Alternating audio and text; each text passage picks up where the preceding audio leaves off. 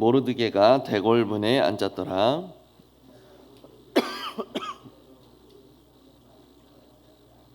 그가 모르드게의 명령을 양육받을 때와 같이 따름이더라. 모르드게가 대궐문에 앉았을 때에 문을 지키던 왕의 내시 빅단과 데레스 두 사람이 원한을 품고 아하수에로 왕을 암살하려는 음모를 꾸미는 것을 에스더에게 알리니 에스더가 모르드게의 이름으로 왕에게 아뢰인지라. 같이 읽습니다. 조사하여 실증을 얻었으므로 두 사람을 나무에 달고 그 일을 왕 앞에서 공중일기에 기록하니라. 아멘. 와스티가 폐위를 당한 후에 에스더가 새롭게 왕후가 됐죠. 그 후에 처녀들을 계속해서 다시 모으는 때가 있었고, 이 시기에 모르드게는 대궐문 앞에 앉아 있었다고 이야기를 하고 있습니다. 에스더는 모르드게의 명령에 따라서 그 왕과 신하들에게 자신의 민족을, 자신이 유다인이라는 사실을 이야기하지 않은 상태였고, 대궐문 앞에 앉았던 모르드게는 문을 지키던 왕의 내시 빅단과 데레스라는 두 사람이 왕을 암살하려는 그 계획을 우연찮게 듣게 됩니다. 이 일을 에스더에게 알렸고, 에스더는 모르드게의 이름으로 왕에게 아뢰었습니다. 진상을 조사를 하는 가운데 그 말이 참이다라는 사실을 파악하게 됐고, 암살을 꾀하던 두 사람은 나무에 달려 죽게 되죠. 그리고 이 사건이 왕의 그 공중일기에 기록이 되었다라고 이야기를 하고 있습니다. 내용 관찰이 1번입니다. 모르드게가 앉았던 곳은 어디입니까? 19절에서 모르드게는 대궐문 앞에 앉아 있었다라고 밝히고 있죠. 아마도 모르드게가 그 왕실의 문지기로 있었던 것은 아닌가 싶습니다. 내용 관찰 2번으로 넘어갑니다. 모르드게가 그곳에서 엿듣게 된 사실은 무엇인가?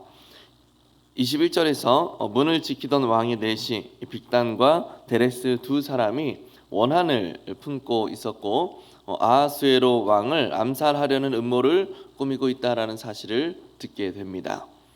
그래서 에스더를 통해서 해당 사실을 신고하고 암살은 결국 실패하게 되죠.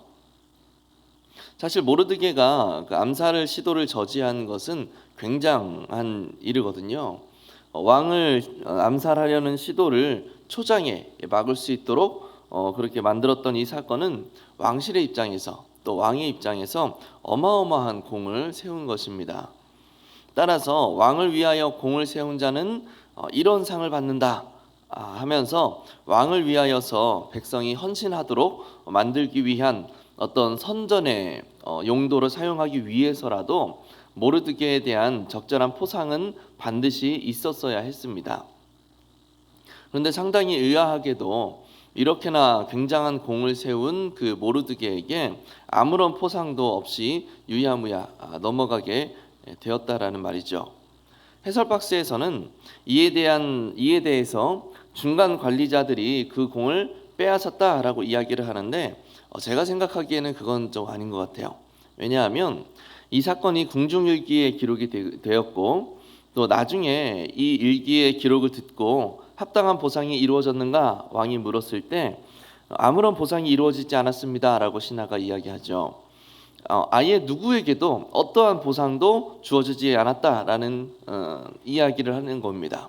따라서 누구에게도 어떠한 보상도 이루어지지 않았다라고 보는 게 더 합당해 보인다라는 거죠. 아무튼 중요한 것은 굉장한 공로를 세웠음에도 합당한 보상이 이루어지지 않았다라는 사실이에요. 따라서 자연스럽게 연구와 묵상의 질문으로 나아가게 되죠. 모르드게는 왜 포상을 받지 못했나요?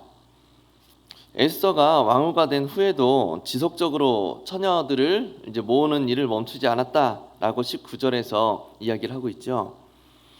이것을 토대로 추론해 봤을 때 직접적으로는 아하수에로 왕의 어떤 성적 욕망과 어떤 자신의 과시욕에서 비롯되지 않았을까 싶습니다. 판단력이 저하가 됐다라는 거죠. 그런 것들로 통해서 왕의 머릿속에는 지금 나는 이렇게나 젊고 아름다운 왕후가 있다라는 것을 왕후 와스티를 자랑하고 싶어했던 그 마음과 동일한 거예요. 나는 이렇게나 젊고 아름다운 왕후가 있고 또 앞으로도 나의 권세에 합당하기 위해서는 수없이 많은 처녀를 후첩으로 드려야 되는 것이 마땅하다라고 그런 생각이 그 왕의 마음에 지금 가득하다라는 겁니다. 그러니 자신을 암살하려는 소식을 전한 그 공신에게 아주 특별한 보상을 내려야 한다라는 어떤 합당한 사실조차 생각을 못하고 있다라는 것이죠. 우리 느낀 점으로 넘어가 보겠습니다. 왕의 목숨을 구하고도 보상을 받지 못한 모르드게를 보면서 무엇이 느껴지십니까? 모르드게의 마음에는 지금 암살 계획을 일구하면서 어떤 생각이 들었을까요? 에스더에게 처음에 에스더를 모르드게가 이제 키워줬죠. 키워주면서 처음부터 네가 유다인이라는 사실을 말하지 말아라, 비밀로 해라 라고 그렇게 가르쳤다라고 이야기하고 있습니다. 그러니까 지금 유다인이라는 사실 자체가 에스더와 모르드게에게 또 유다 민족 자체에 상당한 위협을 줄 수 있는 상황이었다라는 것을 예측할 수가 있어요. 이런 상황에서 모르드게가 그 엄청난 사실을 밀고 하게 되고 굉장한 공을 세운 자신에게 왕이 조금 더 인심을 쓴다면 나의 민족인 유다 민족에게 어느 정도의 선처를 베풀어서 지금보다는 그래도 내가 유다인입니다 라고 말해도 우리에게 위협이 되지 않을 만큼은 그래도 우리에게 선처를 베풀어 주지 않을까라는 기대감이 있었을 것 같아요. 이것은 자신의 이익만을 구하겠다라는 욕심도 아니었고 또 지위에 대한 욕망도 아니었습니다. 그저 안전하고 싶다라고 하는 어떤 갈망이었던 거죠. 그저 안전하고 싶다라는 마음뿐이었는데 하루가 지나고 이틀이 지나고 일주일이 지나도 왕실로부터 아무런 호출이 없는 거예요. 얼마나 허탈하고 좀 화가 났을까요? 저라면 내가 이 큰 사실을 내가 밀고 했는데 알려줬는데 내가 당신의 목숨을 살려줬는데 어떻게 나에게 이럴 수가 있나 하는 너무 큰 좀 분노가 일어나지 않았을까 싶기도 합니다. 왜냐하면 생명의 위협을 받고 있는 상황이었기 때문에 내가 유다 민족이라는 사실 때문에 내가 어떤 위협과 불이익을 당할 수 있는 어떤 위치에 있었기 때문에 그런 마음이 더 많이 들지 않았을까 싶은 거예요. 그만큼 안전에 대한 갈망이 절실했기 때문이라는 겁니다. 우리 적용으로 넘어가 보겠습니다. 하나님께서 당장 보상해 주지 않으신다라는 억울함 때문에 힘든 적은 없었습니까? 이런 상황이 발생한다면 정말 억울하고 화가 날 겁니다. 내가 이룬 어떤 업적이나 공로가 크면 클수록 내가 이룬 일이 중요하면 중요할수록 왜 이에 합당한 어떤 보상이 이루어지지 않는가라는 사실에 대해서 많이 억울할 수 있다라는 거죠. 우리 안에는 기본적으로 내가 이룬 것에 합당한 보상이 주어지기를 바라는 마음이 있습니다. 당연한 거죠. 당연히 그게 맞는 거예요. 또 하나님께서도 심은 대로 거둘 것이라고 말씀을 하셨고 그 백성이 일한 대로 거두게 해주실 것이다 라고도 말씀하셨습니다. 그러니 내가 욕심을 부린 것도 아니고 또 내가 노력한 것보다 더 많은 것을 얻고자 하는 것도 아니라고 한다면 그에 합당한 열매를 거두시도록 해주시는 것이 하나님의 법칙에도 맞아요. 그게 순리입니다. 그런데 지금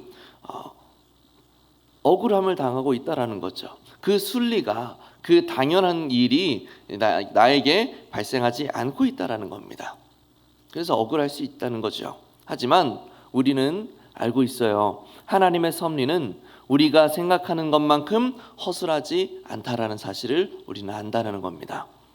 마치 영화 한 편에 수없이 많은 복선과 암시들이 등장하는 것처럼 궁중일기에 기록되었다라는 이 언급을 통해서 하나님이 얼마나 놀랍도록 역사하시는지를 우리는 기대할 수 있다라는 거예요. 모르드게가 기대했을 그 조그마한 배려와 안전이 아니라 궁극적인 생명의 구원을 이루기 위한 하나님의 섭리가 준비되고 있다라는 사실을 우리는 알 수 있다라는 거죠.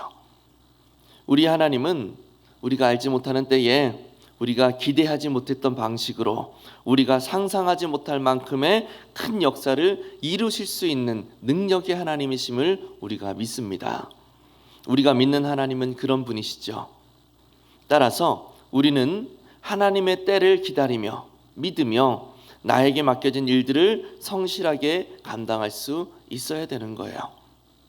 주택 청약을 꾸준히 성실하게 부으면 내 집 마련의 꿈이 이루어질 수 있다라는 기대감을 우리가 충분히 가질 수 있는 것처럼, 하나님의 신실하심을 믿고 나에게 맡겨진 삶을 성실하게 살아내면 하나님은 반드시 그에 합당한 열매를 맺게 해주실 것이다 라는 사실을 우리가 충분히 기대할 수 있다는 겁니다.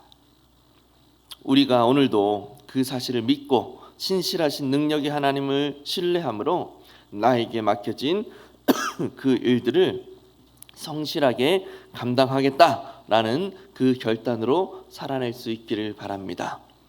그러면 하나님께서는 우리의 행위 하나하나를 하나님 나라의 그 궁중 일기에 다 기록해 놓으셨다가 하나도 놓치지 않으시고 하나님의 역사가 이루어지는 섭리의 도구로 사용하실 겁니다.